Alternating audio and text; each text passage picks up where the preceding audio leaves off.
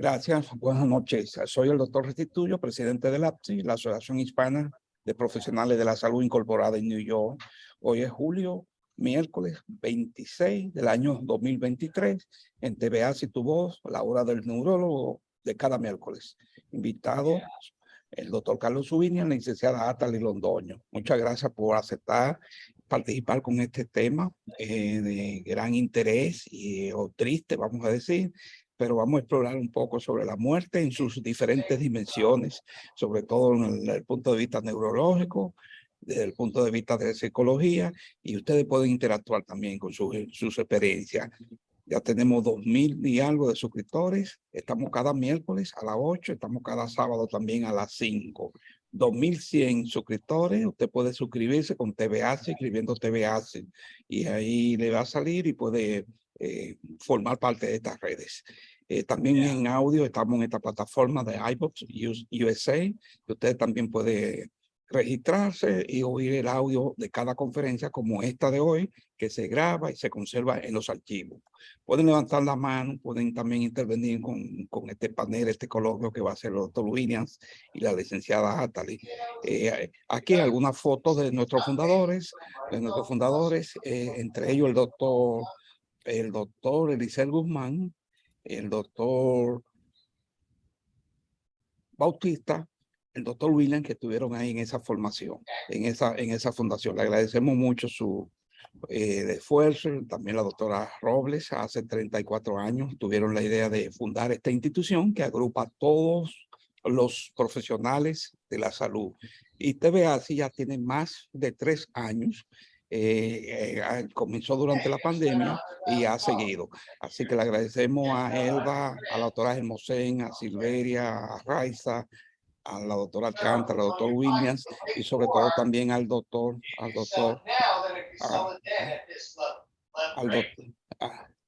doctor Williams, claro, por supuesto. Gracias a los que se han convertido en miembros recientemente, con su copia de título usted puede hacerlo, si es enfermera, psicólogo o dentista, médico también, y el pago de $100 por cada año. O sea, no me detengo aquí, simplemente quiero mostrarle, decirle que nuestros invitados no hay conflicto de intereses, decirle que ofrecemos programas de certificación acelerada para obtener los certificados de asistente médico, asistente dental o también asistente de terapia física.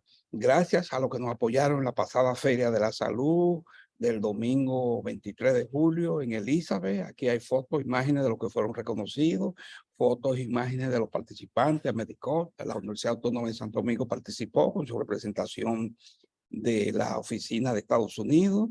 Dentistas superaron expectativas, donde atendieron alrededor de 75 pacientes. Aquí ven ustedes la foto, imágenes de los que participaron. Ahí estuvimos en esa pasada Feria de la Salud. Aquí termino presentando a nuestros invitados, comenzando con el doctor Williams, y también luego va a seguir Atali Londoño, adelantando desde ahora que el doctor Williams ya es conocido por ustedes, el neurólogo, una experiencia de alrededor de 40 años, y sobre todo el tema de hoy toca mucho a la subespecialidad de él, porque el doctor Williams hizo una subespecialidad en cuidados intensivos neurológicos. Y es algo muy interesante porque la experiencia de él hoy ha tenido la suerte o la experiencia de haber pasado por atendiendo muchos pacientes moribundos y que han fallecido. Y hoy de eso se va a hablar, desde el punto de vista médico, desde el punto de vista psicológico. Y quiero también hablar un poco de la licenciada Atali Londoño Kravis. Ella es colombiana, se graduó en la Universidad Antonio Nariño de Colombia, hizo psicología general y también psicología clínica, se graduó en el famoso Instituto Europeo de Psicología Positiva, tiene experiencia trabajando también con pacientes moribundos, y en el día de hoy esa es su experiencia que van a compartir. Siéntanse en libertad de hacer preguntas, intervenir o participar. Doy paso al doctor Williams para este conversatorio. Déjame compartir la pantalla también, por favor. Sí, tiene permiso. Perdón, que no lo había abierto. Ahí está. Gracias. Ok. Cuando tú comenzaste la introducción, dijiste que tenemos mucha experiencia con el asunto de la muerte, pero Hay que aclarar que ninguno tenemos experiencia con la muerte porque todavía no nos hemos Sí, muerto. sí, yo sé, pero me refiero, Pero yo a no ver quiero, moribundo. Yo sé lo que tú quieres decir. yo no estoy haciendo contradicciones, simplemente para que Sí, la gente entienda que esto es un tópico abierto y que la sí, única manera que se hace interesante esta conversación es si la gente decide de participar. Yo quiero que los micrófonos estén abiertos. Me alegra muchísimo que el doctor José Ruiz esté aquí porque sí, como neurocirujano, él tiene tanta o más experiencia que yo porque él ve muchísimos casos que yo no veo claro. y con esa razón es muy bueno que esté aquí. El asunto, primero, para mí, yo no creo que este asunto de la muerte sea solamente un problema médico, es un problema humano en sentido general, es un problema que afecta a todos los aspectos de los seres humanos, de los seres vivientes en sentido general, porque todos los seres vivientes morimos. Eh, pregunta es, la cuestión sería, ¿qué entendemos de la muerte y cómo la vemos? Entonces, en mi experiencia, bregando por tantos años con gente de diferentes nacionalidades y personalidades y culturas, yo he aprendido que muchos de nosotros tenemos, a los humanos nos gustan las cosas complicadas. Las cosas sencillas, de las implicaciones racionales que son sencillas, no las aceptamos muy bien. La razón por la cual no las aceptamos es porque eh, es simple. Y si para hablar de este tema, no solamente hay que ser médico, también hay que leer. Hay que leer la filosofía, la religión, hay que leer la Biblia, hay que leer todo lo que esté al alcance nuestro que toque a los seres humanos y a los seres vivientes. Entonces, yo personalmente he tomado la decisión de basar mis principios fundamentales explorando las cosas que yo conozco, que tengo a mano. Por ejemplo, yo leo la Biblia y yo creo que si lo hiciéramos más, quizás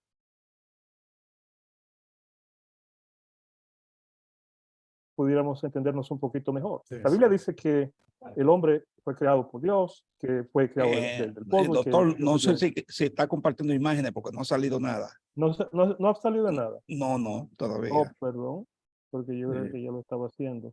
Espérate, perdón. Ah, Creíamos que era que estaba haciendo el conversatorio. Exactamente, la bueno, sigo en el introducción. conversatorio. Por eso no dije yo nada tampoco. Ok. Sí, No. Hablen, señores, por favor, no me dejen solo, sí, sí. que estoy perdido si no me dicen. Yo no sé lo que están viendo ustedes si no. Sí, no sale nada todavía. Ok, está bien, ahora va a salir. Sí, sí. Ahí viene ya. Ok, Ya salió una ok. foto. Y ahora tienen Sí, una sí. foto. Ok, Una foto de un árbol seco ya, exacto. Un árbol que está muerto, ¿verdad? que está muerto. Ese árbol no está muerto, sin embargo. Ese es un árbol en otoño. Está parado, exacto. Está parado, pero no está muerto. Y no está muerto, no. Ese árbol está vivo y si yo voy a ese mismo árbol, yo voy y le tiro una foto ahora, ustedes lo van a ver de una manera completamente diferente. Los árboles tienen una mejor condición de vida que nosotros tenemos porque ellos se pueden regenerar dependiendo de la época del año en que estén y de las condiciones donde estén. O sea, eso es un ejemplo de lo que es vida o muerte. Y para nosotros, a simple vista, si no tenemos experiencia, lo vemos como que está muerto, ¿verdad? Vamos a ver si podemos hacer más cosas. Cuando hablamos, yo estaba hablando de que la Biblia definía la muerte como un estado en el cual la vida salía del cuerpo, el hombre se moría y se iba a la tierra y se volvía a lo que era. La pregunta es, alguna gente creen que cuando alguien muere van a algún lugar donde se depositan. La explicación de la Biblia es muy sencilla. La explicación filosófica, la explicación humana, depende del concepto del individuo con relación a esas creencias. ¿Se ve esta imagen que tengo aquí ahora? Varias fotos, sí, ahora se ve Sí, una sí, imagen sí. de de Boyá, Sabana Ok. Grande. Pues ya de hace una semana, me supongo, que estuviste aquí. Exacto, exacto. La estoy poniendo, pero era para ver, estar seguro. Pero anyway, eso, señores, es el concepto de la vida y la muerte. Nosotros todos nos morimos, todos llegamos a un momento en que yo considero que la vida es como si hiciéramos un alquiler de una casa. Nos alquilan un apartamento, nos alquilan una casa, pagamos la renta. Si no cuidamos la casa se destruye. Si no limpiamos el piso, si no limpiamos la gotera, cae agua. Y al momento final, la casa se destruye. Si comparamos la vida como un alquiler, es un tiempo limitado el alquiler, no puede ser por 10 años, por 5 años, por 50 años. Los seres humanos creemos que somos la mejor cosa que hay en el universo. Si se dan cuenta, los seres humanos, si piensen solamente en el hecho de que para un ser humano no puede viajar de la Tierra al interior de la galaxia donde estamos. No puede ir más allá de un viaje que tome 10 años. Nosotros no siquiera controlamos el tiempo. Nosotros somos una de las criaturas que tenemos menos tiempo en existencia como vivientes. Y eso, para mí, es una cosa que lo que me hace sentir humilde y no engrandecerme de que yo soy mejor o superior a ningún otro ser humano. La gente que cree que es mejor o superior a ningún otro ser humano no ha vivido la realidad, porque al final de la vida, cuando la gente se muere, todos tenemos el mismo color, todos tenemos final y todos caemos en la acción de muerto. O sea que esa creencia de que estamos y que somos superiores a los demás es una creencia vana. No podemos simplemente engrandecernos, enaltecernos o hacernos creer que somos superiores a ninguna otra persona porque no lo somos. Yo creo que como humanos tenemos mejor resultado cuando somos humildes, cuando creemos que la vida tan sencilla como de estos pajaritos que ponen estos huevos en el suelo, es la vida nuestra. Si alguien viene y lo pisa, los pajaritos perdieron su familia. Eso para mí es el principio. Al final, y Restituyo mencionó que como el trabajo que hago es de trabajar, hacía antes, ya no tanto, trabajar con gentes en condiciones de vida terminal. Yo encontraba familias en las cuales un paciente de 40, 50, 30, 20, 60, 80, 90 años venía al hospital y se admitía en una unidad de cuidado intensivo en una condición terminal y había que tomar decisiones de qué hacer. Si la persona no había dado instrucciones a su familia o no había escrito un documento sobre sus deseos de cuidado al final de la vida, la familia se muestra muy difícil, tiene una dificultad terrible para hacer una decisión. Yo le aconsejo a todo el mundo que haga lo que nosotros le llamamos directiva médica avanzada, o quiere. Usted quiere que lo pongan en una máquina, usted quiere que le pongan un tubo, usted quiere que lo... Esa es la mamá de los huevos. Ustedes quieren que hagan algo por usted, usted tiene que decirlo por escrito para que no haya problemas. Si no decimos esas cosas en avance, vamos a tener dificultades porque al final los familiares no necesariamente van a complacer sus deseos. Y yo he visto muchos conflictos familiares porque algunas personas que han tenido problemas con el que está muriendo se sienten culpables, tienen angustia, le odian y algunas veces incluso eligen que una persona se quede en una máquina, en un respirador, por semanas, porque ellos no han podido resolver su propio conflicto, no el conflicto del que se está muriendo, sino el conflicto de la persona, del familiar que está cuidando con el que se está muriendo, que no está resuelto.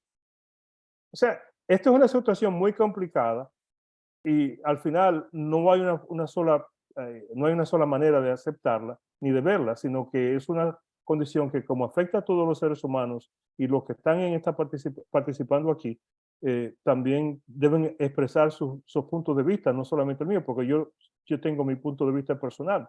Yo creo que la vida es una carretera. Si vamos a 100 kilómetros por hora, 100 millas por hora en la carretera, vamos a ir rápido, vamos a chocar duro. Si vamos a 25 millas por hora en la carretera, vivimos despacio y miramos las flores y olemos las rosas, entonces quizás disfrutamos más la vida. Ese es mi concepto en general. Y si alguien quiere, licenciada, por favor. Sí, vamos a dar paso a la licenciada Atali para que emita también su experiencia, trabajando también con el paciente que muere, que fallece, la muerte, Antes de morir. o Con el antes de paciente morir. Sí. Sí, sí. Adelante, licenciada. Si No tiene se el oye. micrófono apagado, ábralo ahí. Buenas Ahora sí. noches, ¿me escucha? Muy Sí, bien. ahora sí. Bueno, muchas gracias a todos por estar aquí presentes y por darme la oportunidad de participar. Bueno, lo que a mí he trabajado es en lo que es el duelo. Y muchas personas no saben que el duelo tiene varios componentes, que es fuera de los 5 pasos que se tienen que elaborar para poder cerrar un duelo, tiene otros componentes que es el luto y la pena. Y el duelo es esa parte emocional que tenemos acá, que sentimos cuando muere un ser querido, porque como dijo el doctor hace unos minutos, el doctor William, las personas que hemos leído la Biblia, podemos ver que Dios a nosotros no nos creó para morir, porque Dios nos creó para morir eternamente. Ya fue por un pecado de Adán y Eva, y si se abre el telón hay mucha tela que cortar.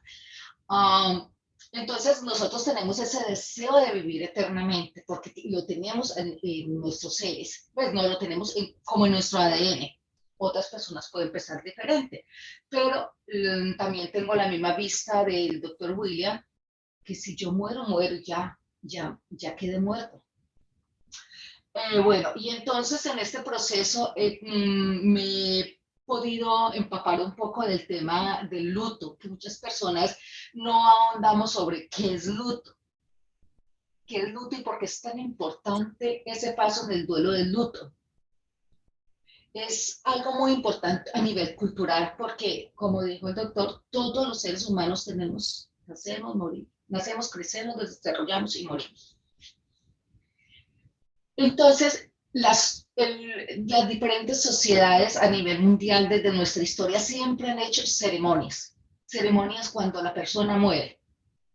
A esa tal ceremonia cuando la persona muere se le llama funeral y ahí está el proceso del luto. El luto es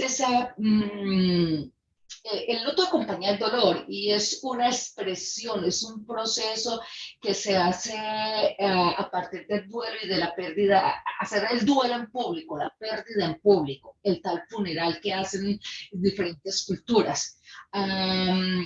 Como hemos visto en mi país, por ejemplo, les voy a poner un ejemplo de mi país. En mi país, cuando las personas en cierta región del litoral atlántico mueren, pagan a una plañidora. Le pagan un dinero a una mujer o a 2 mujeres para que vayan a llorar al muerto. Y hay música, danza en ese lugar y la gente llora y se les paga, como si fuera, porque eso es cultural. En otra región en la costa pacífica se ve lo contrario, música muy alegre, la gente hace comida, la gente toma, la gente habla, conversa, amanecen toda una noche en coloquio.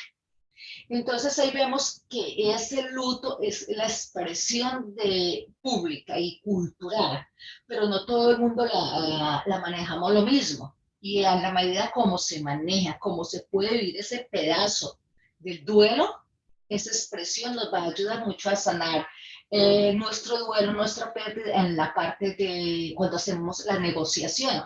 Y en la negociación es donde yo vengo a sonar conmigo, como a hacer insight de materializar esa pérdida. ¿Pero a través de qué? A través del luto, a través de los rituales. Muchas familias se quedaron ahora con lo del COVID-19 sin hacer un ritual a sus seres queridos, murieron, no pudieron despedirse de ellos porque estaban en cuidados intensivos, no pudieron hacer un ritual con el cuerpo, ya sea enterrarlo, cremarlo, llevar sus cenizas a la casa, botar sus cenizas, hacer cualquier proceso. Y eso es muy importante en en nosotros como seres humanos. Eso es muy importante porque eso nos ayuda a expresar ese dolor que estamos viviendo y la empatía por la otra persona en esos momentos. Es muy importante porque nos va a ayudar a hacer como esa sanación, como hacer ese cierre el día que yo vaya a racionalizar conmigo, ese día que yo vaya a hacer ese cierre de ese duelo, que es en la aceptación y la resignación en que voy a decir, esa persona murió, la enterramos, la cremamos, su cuerpo está en tal parte, sus despojos, sus cenizas. Y entonces eso es muy importante, pero muchas personas con el COVID-19 no tuvieron tiempo y no se les permitió elaborar ese duelo, elaborar ese dolor, elaborar esa pérdida. Pero como vuelvo a retomar lo mismo que dice el doctor, nosotros los seres humanos no estamos preparados y nos creemos muy, unos muy arriba que otros por color de piel, educación o economía o por diferentes cosas. Y sabemos que todos vamos a llegar a un momento de una pérdida, de una muerte y de morir. Y la muerte no es tan dolorosa para nosotros porque ya morimos, perdimos todas las sensaciones, no es tan dolorosa, no es dolorosa. Es dolorosa para el que queda, para el doliente, según la relación de apego que haya tenido con esa persona, según el amor que haya tenido. Muchas familias, en una parte del duelo, la ira, es donde las personas sienten, muchas veces en esa parte que se quedan pegados, sienten, mira, contra ellos mismos y contra las demás personas, porque quieren echarle la culpa a alguien, porque se me murió mi hijo, si no estaba preparada, que se me murió un hijo menor pequeño, o mis padres, o mi esposo. Este tema es muy grande, se puede abordar por muchas partes, es un tema muy lindo. Y el tema más lindo es que nosotros, que estamos dedicados a la rama de la salud, podemos ayudar a estas personas en el proceso del duelo, o al menos de expresar su dolor, porque tenemos que ser muy buenas escuchas, tenemos que hacerle preguntas, saber hacerle preguntas de sus sentimientos, de sus emociones y dar primeros auxilios psicológicos en esos momentos del duelo. También tenemos que estar muy preparados para poder tener esa empatía con esa persona cuando de pronto a ustedes como médicos se les muere un paciente, la persona puede achacarle la culpa en ese momento porque como el duelo es un carrusel de emociones, puede achacarle la culpa a la persona, decir que fue el médico y uno no sabe manejar muy bien esta situación. Esta es la parte que yo estoy hablando, que me tocó hablar de mi tema. Hay mucha más tela para cortar, pero quiero que abramos los micrófonos para que todos Muy bien. opinemos, demos nuestro punto de vista.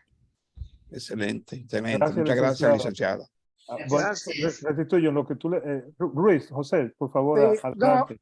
le iba a preguntar a ti, William, o la licenciada, que tienen mucha información buscando algo más lejos que todavía lo que nos quedamos vivos para hacer el duelo, la fase del duelo, que son varias, el llanto, pero fuera de algo que ustedes hayan investigado, algo que haya alguien escrito, leído en algún momento, si hay algo de alguien que ha ido más para allá y que luego no se fue, no murió y regresó, y ese redata algo que haya visto, hay algo de eso que ustedes han encontrado, que alguien haya escrito, algún testimonio de algún paciente personal, William, tú. Yo no lo he tenido, nadie que me haya dicho, mire doctor, yo cuando estuve en intensivo, que usted me operó y tuve, no he tenido esa oportunidad, pero no sé ustedes que han leído tanto, ustedes y la licenciada que a lo mejor se dedica a esa área, algo escrito, algo que hayan leído o algo personal vivido, que alguien le haya dicho. No lo que nos quedamos, que hacemos luto, sino algo más para allá. Sí. Mira, José, hay muchísimos relatos publicados y no publicados de personas que dicen que han experimentado un estado, por ejemplo, en una persona que tiene un paro cardiorrespiratorio, o una persona que haya tenido un trauma, que dice que estuvo muerto fisiológicamente por 30, 40 segundos, 1 minuto, 2 minutos. Y por ejemplo, yo que he participado en muchísimas resucitaciones cardiorrespiratorias, entubando pacientes ACV y en la unidad de cuidado intensivo, donde a una persona está muerta y estando en un respirador, uno le está dando resucitación y regresa. El asunto que yo he leído y que ellos reclaman es que han estado en lo que yo considero como un estado de suspensión, en el cual ellos describen estar en una situación emocional muy calma, muy bonita, una descripción fuera de lo que nosotros Un conocemos sueño, un sueño. como vida normal, tú ves. Pero el problema es que todas esas cosas no se corresponden a la realidad que nosotros conocemos sobre la muerte. Ni Porque la como dijo podemos, la ni licenciada, la podemos objetivizar. O sea, no ni la la podemos podemos medir. objetivizar. No Como la dijo la podemos medir. licenciada, los seres humanos fueron creados para no morir. No vamos a discutir las circunstancias de cómo llegamos a morir, pero estamos aquí en este momento. Los seres humanos también fueron creados con la intención de vivir una vida feliz, pero también estamos en otra realidad debido a las mismas circunstancias. O sea que ese deseo innato de un ser humano de vivir para siempre, de no aceptar la muerte, de tener el problema con el duelo y los rituales que hacemos, todas las culturas, porque fíjate, cuando ella mencionó lo que hacen las fiestas, para los dominicanos, una manera de relacionar eso es cuando ven a los haitianos y a los griegos, hacen también fiestas cuando la gente se muere. ¿Ok? Hay gente que no lloran cuando alguien se muere, porque ellos piensan que la persona está más feliz muerta que viva y porque pasó por el sufrimiento y ya terminó. O sea, es un aspecto cultural, es un aspecto personal, Religioso. es religioso. Los musulmanes, lo que se... Sí. Muy bien. ¿Alguien más? ¿Algún comentario o pregunta? Pues, La, doctor, la licenciada a ver si dice algún detalle de eso del mapa allá. bueno, Pacientes que tal vez yo hayan ido y no, vuelven. nunca me ha pasado eso, no puedo decirlo, y que haya tenido una experiencia así, pero usted sabe que lo que muchos libros, muchos escritores, personas que tienen sus propias filosofías de la vida han escrito y escriben, que siempre, como dijo el doctor, viven en una paz. Así me pasó con un familiar, que él dijo que él estuvo en una paz impresionante. Mi hermanito, que tuvo 2 operaciones de corazón abierto cuando tenía 19 años, y él le dijo a mi mamá que él escuchó música instrumental y ángeles, que eso era divino.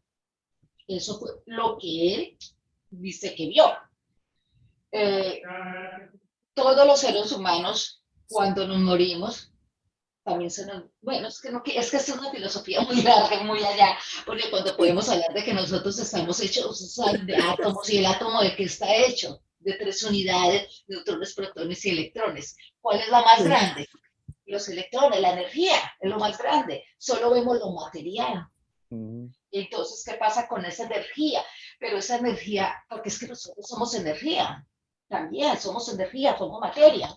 La materia transforma energía. Entonces, mire que son como, hay tantas cosas, eso es un tema de sentarse días y días a hablar. Esa foto que están viendo ahí es de un coyote, si no lo han visto antes. ¿Alguien tiene una pregunta? Por favor, no nos dejen solos. Un coyote. ¿Alguien más? ¿Otro comentario o pregunta sobre el tema? Que alguien haya hablar? tenido algún... Doctor Williams, ¿cuándo un neurólogo o un médico puede decir que un paciente murió, falleció o está muerto? Okay. Para mí y para José. No, y esa es la parte más clínica, más fácil Buenas noches. de medir. Esa es la parte más sencilla. Desde el punto de noches. vista neurológico, la Academia de Neurología, buenas noches, la Academia Americana de Neurología define muerte cerebral y se define muerte afectando los otros órganos. Se cortó. Se está cortando. La muerte cerebral puede ocurrir Ah, en una ok, condición en I'm la cual sorry. la persona puede Ok. tener un latido cardíaco, puede mantener una presión arterial y puede tener una actividad respiratoria mínima y estar muerto. Eso es una condición en la cual, cuando tú examinas a ese paciente haciendo el protocolo de muerte cerebral, la persona no responde a ninguno de los estímulos que se le provocan, se le proporcionan de ninguna manera, no hay respuesta.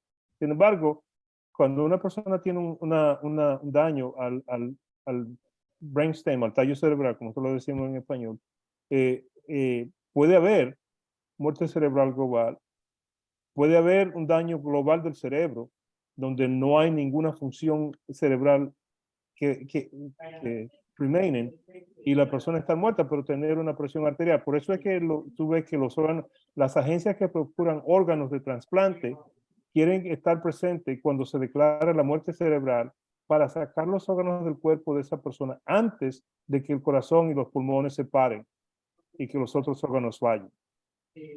O sea que eso es un debate. Que sea viable. Ya, exacto, que los órganos se puedan trasplantar. Pero ese es un debate que algunas familias completamente rechazan. Algunas culturas no aceptan eso. Es un asunto más allá de la simple condición del individuo. Si el individuo no ha dado direcciones claras, la familia no tiene que aceptar esa sugerencia. Y algunas veces hay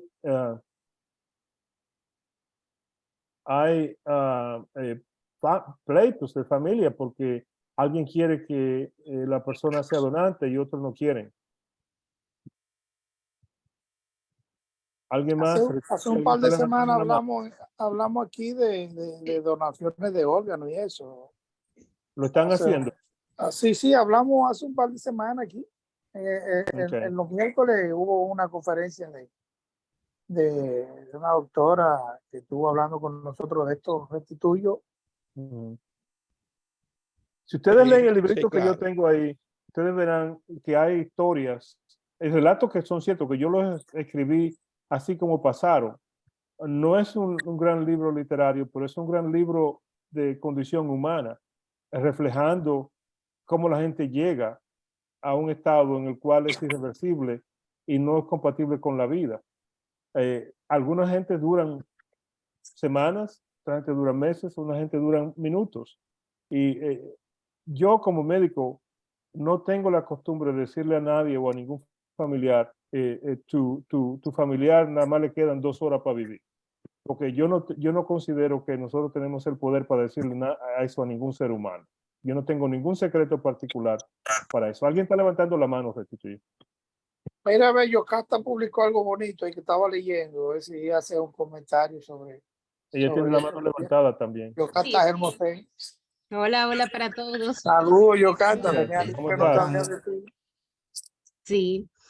Bueno, yo quiero aportar algo entre pregunta. estas ideas que ustedes han comentado sobre la parte de los ángeles que decía la licenciada y otros tópicos que a mí me resultó muy interesante cuando yo tomé rotaciones en neurología, y es la experiencia del túnel que dicen mucho de las personas que han experimentado alguna experiencia cercana a la muerte. Y es que ese famoso túnel que dicen las personas que ellos recorren también puede ser explicado como una actividad visual donde cuando está ocurriendo una isquemia retinal, que es un proceso que va a ocurrir cuando el ojo recibe menos sangre, que tiene menos circulación y por ende la falta de oxígeno.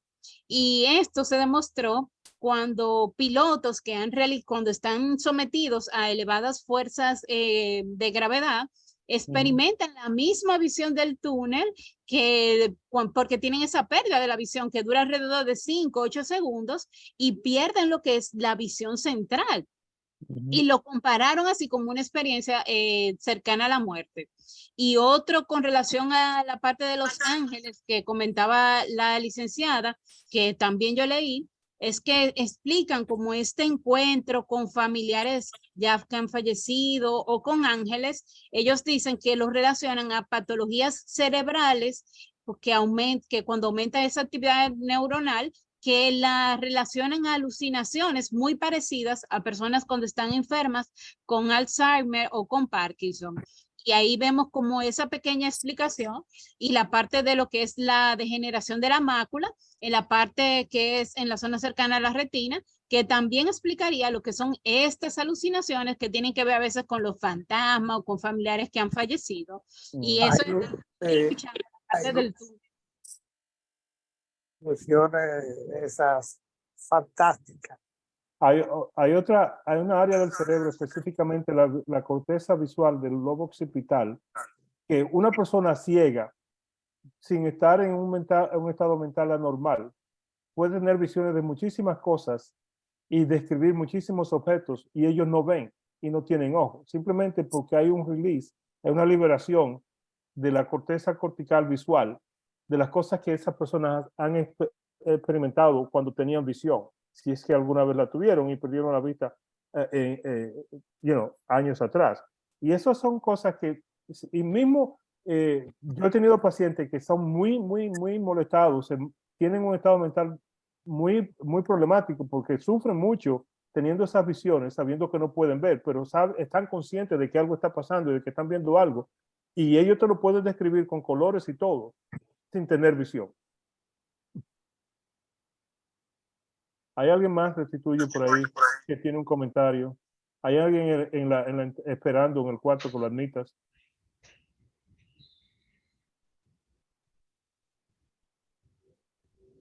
Yo no está aquí, doctor. Oh, ok. Ya le di.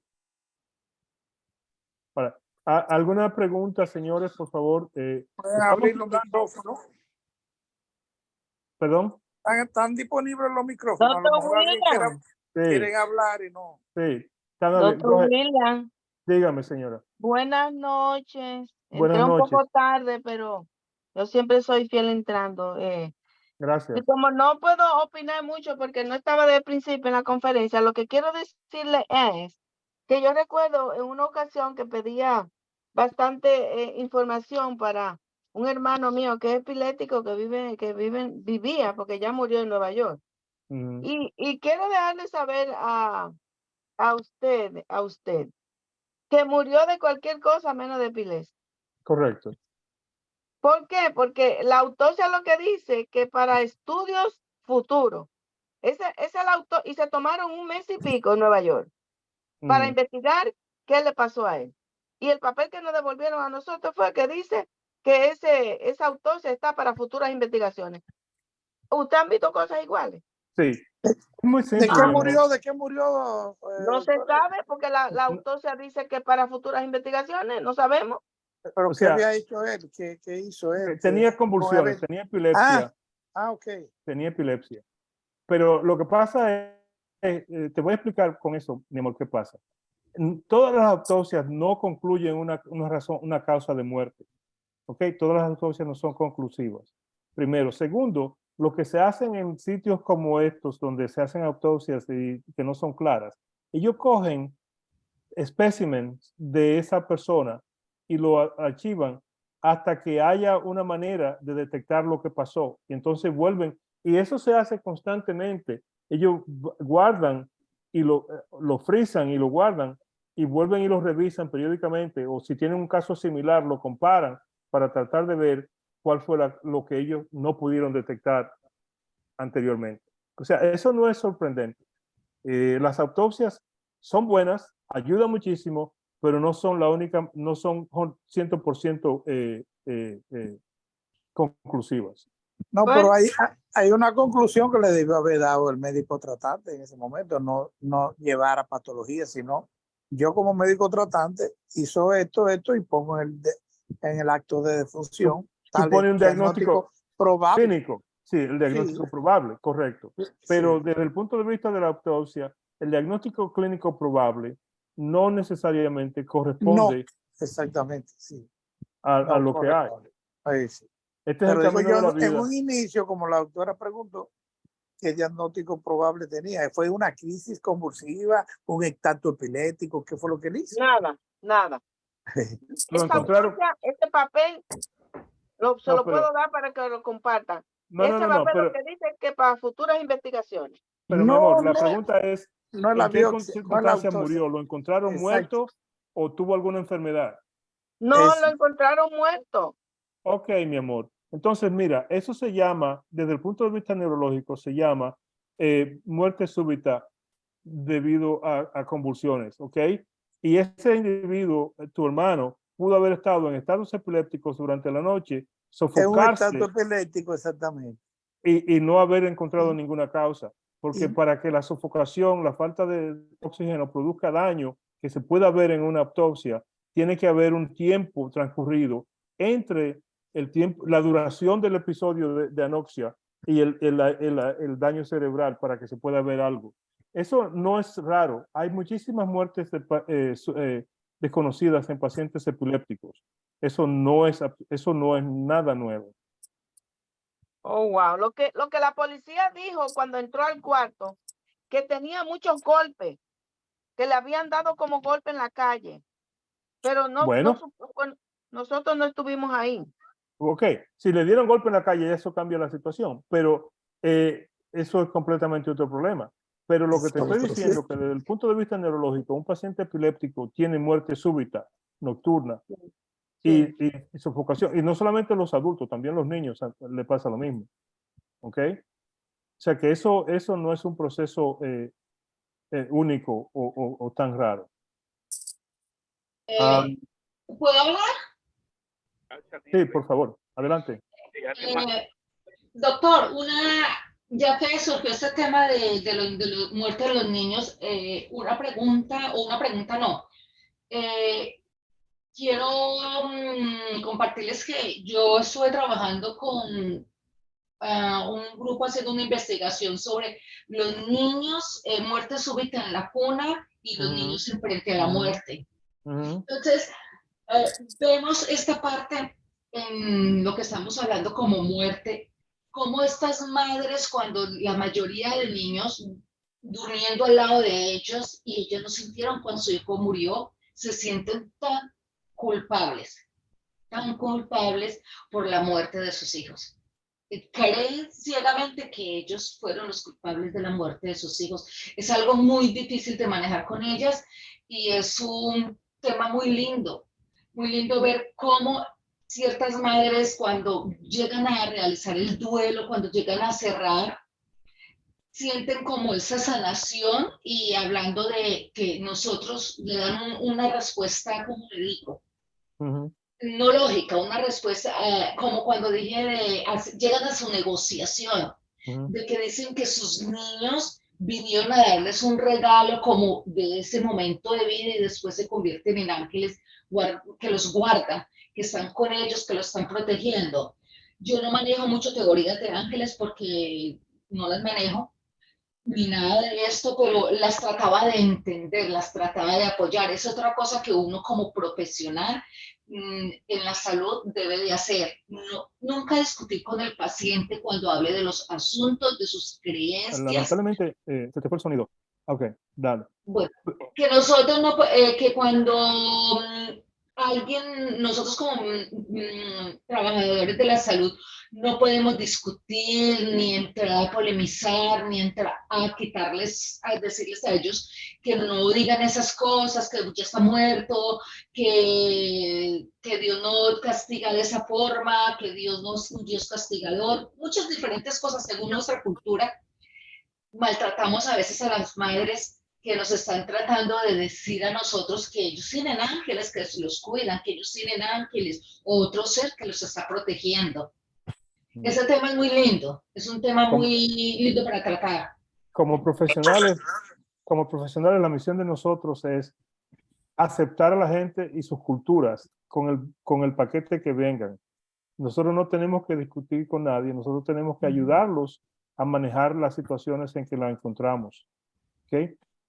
Con relación a los niños y a la muerte en general, hay muchas personas que tienen sentido de culpabilidad que tienen que manejar a un momento dado, y hasta que no manejan este sentido de culpabilidad no pueden solucionar, no pueden resolver el problema, no pueden llegar a una conclusión del luto, ni del sufrimiento, ni del periodo que tienen.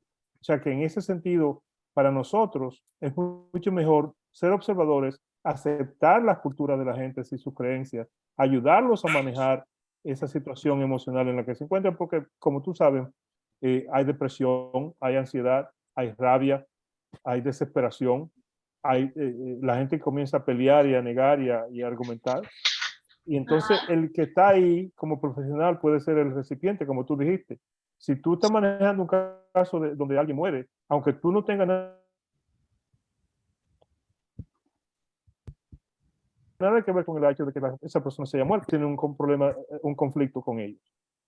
¿Ok? Sí, sí, sí, porque yo soy muy de acuerdo con lo que usted acaba de decir, porque también sabemos que el duelo es un proceso de emociones fuerte como una montaña rusa, donde se dice que todas las personas lo elaboran diferente. Y hay 5 etapas del duelo, que uno es la negación y aislamiento, el otro es la ira y culpa, el tercero es la negociación, el cuarto es la depresión y el quinto es la aceptación. Y en ese proceso se pueden mezclar en el duelo se pueden mezclar todas esas etapas a veces. Y en esas como les da retrocesos. Cuando uno no es empático con la persona que está viviendo este proceso de duelo, uno hace que la persona retroceda, y al retroceder, esa depresión puede caer en una depresión profunda, en una depresión clínica, que es donde se tiene que tratar, y es muy delicada.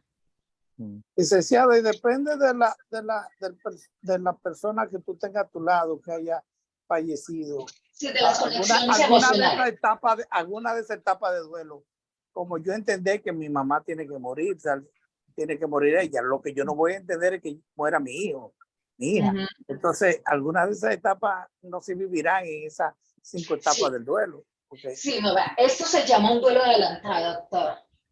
Esa etapa del duelo, que es la primera etapa que nosotros vamos a pasar, el primer estado de la negación y aislamiento, ahí, en esa parte que se llama duelo anticipado. Cuando el duelo anticipado es aquel que usted empieza a hacer ya esa negación y ese aislamiento de las personas, cuando le dicen, por ejemplo, tu hijo tiene un cáncer de médula, un cáncer de huesos, hizo metástasis. ¿Qué va a hacer ese padre cuando pongamos de un niño de 10 años que resulta así, y esa madre? Entonces, ahí viene esa negación, que van a decir, no, esto no me puede estar pasando a mí, esto no está pasando a mi mamá, a mi hijo, vamos a salir adelante, ahí es donde buscan una fe, una tabla de salvación, llamémoslo lo que sea. Hay gente que va a brujería, gente que va a espiritualidad, gente que va a chamanes, manejan diferentes formas. Y ahí viene el nombre del duelo anticipado, que es ese choque emocional, pero hay otros padres que se pegan tanto a la salvación de sus hijos que lo hacen ya en el momento de que su hijo ya les declara muerto, y hacen el funeral, lo que es la parte del luto. Ahí es donde ya empiezan a hacer esa parte como que acabamos de decir, de la negociación, que es de la negación y aislamiento, que es la primera fase del duelo. Ahí es donde se vive eso. Para mí esa situación es la necesidad natural del ser humano de darse una explicación y entender de una manera racional, a su capacidad, los acontecimientos que están pasando. Todos, sea una enfermedad, sea un problema físico, sea lo que sea, tratamos de buscar una explicación para decir que entendemos por qué nos pasó, aunque no sepamos de lo que estemos hablando. Pero sí, tenemos la necesidad de racionalizar un evento de manera que se haga más aceptable. Es como si estuviéramos tragando una pastilla y queremos que la pastilla sea más chiquita para que la podamos tragar más suavemente.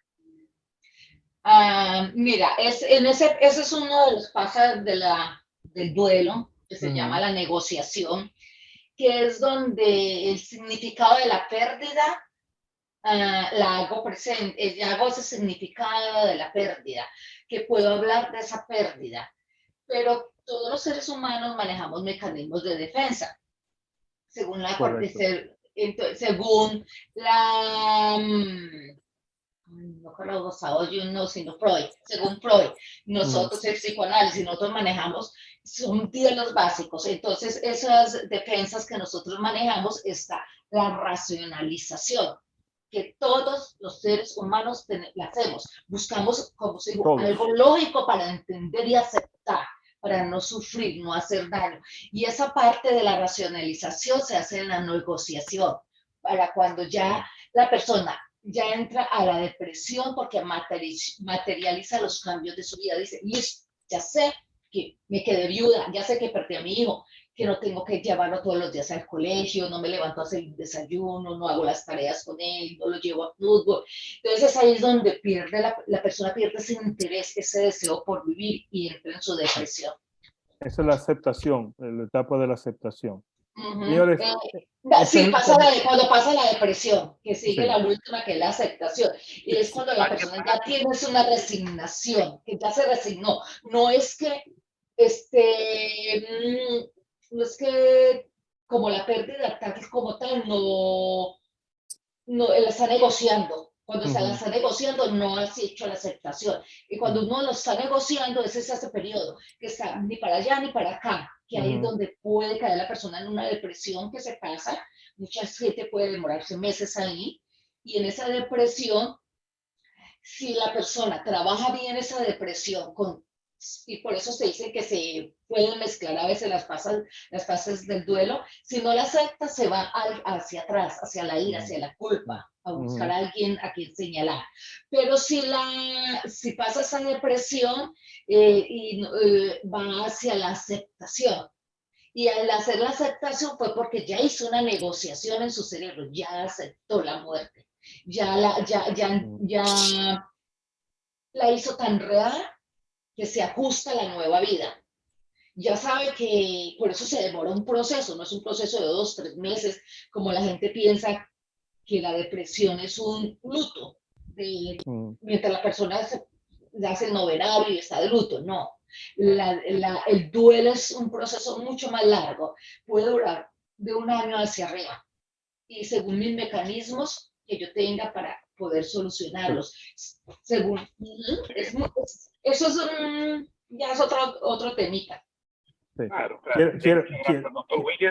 Quiero enseñarle el camino de la vida. Este es el otoño para la gente que preguntan. Así ese es el túnel cuando uno se va por ahí. No ese es el túnel, ¿verdad?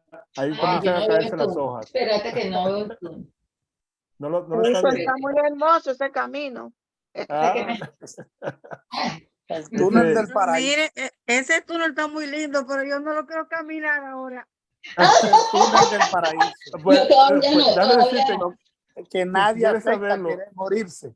Nadie. Ese es el camino donde yo camino. Son 2 millas y media, casi 3 millas. Yo camino ese camino 3 o 4 veces por semana para no caminar el otro camino. Doctor William, esa piedra que tiene abajo. Piedra y arena. Caramba, pero te bueno. voy a enseñar cómo cambia. Mira ahora. Oh, wow. Mira a mí ahora. me encantan esos caminos así. Ese puente es divino. ¿Verdad? Es el puente que lleva al otro lado del túnel. Vamos a hablar y aquí empezamos. Bueno, muchas gracias, doctor William. Restituyo tan loco por terminar ya, son las 9. Sí, Restituyo está loco por terminar, pero Restituyo tiene la habilidad de llamarme a mí a hablar de cosas que me gustan y que me provocan hablar. Doctora Lourdes Piña, por favor, haga su pregunta. Yo sé que usted tiene un comentario. Yo quiero saber dónde es que le pagan a la persona para llorar los muertos. Oh, eso pasa en Colombia, pero eso pasa en cualquier sociedad. En en Guachupita también. Y aquí en República Dominicana en muchísimos sitios. No, yo en Guachupita no he visto eso. Muchísimos barrios. Antes, ahora no se ve tanto, pero antes era muy frecuente. En la costa atlántica, ciertas culturas se llaman las plañidoras. Colombia tiene la costa atlántica y la costa del Caribe, y la costa del Caribe es la de los negros africanos, que es muy parecida. Qué pena lo interrumpo, es la costa pacífica, la de los negros africanos, sí. Ok, pues entonces ahí es donde hacen las celebraciones cuando se mueren la gente. Cuando Exacto. bailan, sí, danzan, Exacto. comen. Y esa cultura la llevan, hay veces que gente que nació ahí llevan esas tradiciones a otros lugares. Ujú. Y a uno le pasa es que yo una vez fui a un velorio cuando veo que la gente riendo, se bailan, pues, y yo, ay Dios mío, no estaba muerto, estaba de parranda. Ya, ok. No, pues muchas gracias, licenciada Atali, doctor Williams. Gracias a todos los participantes. ¿Algo más, William? Si quiere agregar. No, solamente Está para que se bien. graben la foto, para que tengan esa foto del camino ahí cuando vean el programa de nuevo. A mí me encantó la foto. Gracias, muy bien, gracias. Muchas Gracias, gracias. licenciada. Buenas Doctor noches. Ok, William, buenas noches. buenas noches. Doctor William, Buenas ayúdame con noches. cerrar el botón de finalizar el meeting. Buenas noches. Espérate, Sí. Buenas. ¿dónde lo hago? Buenas Porque me noches. salí tú Buenas ahorita por el noches. celular. En un Buena, botón buena, rojo ahí buena. que dice Buenas noches. el botón rojo. Gracias. Gracias a todos. Buenas noches. Ay. ¿Dónde apago el botón? O stop. El donde dice leave, algo así, finalizar en Ah, no lo veo restituido. botón rojo. Ok, ya. Sí, ahí se va. Ahí ya. Sí, sí. Todavía no se ha ido. Todavía no se ha ido.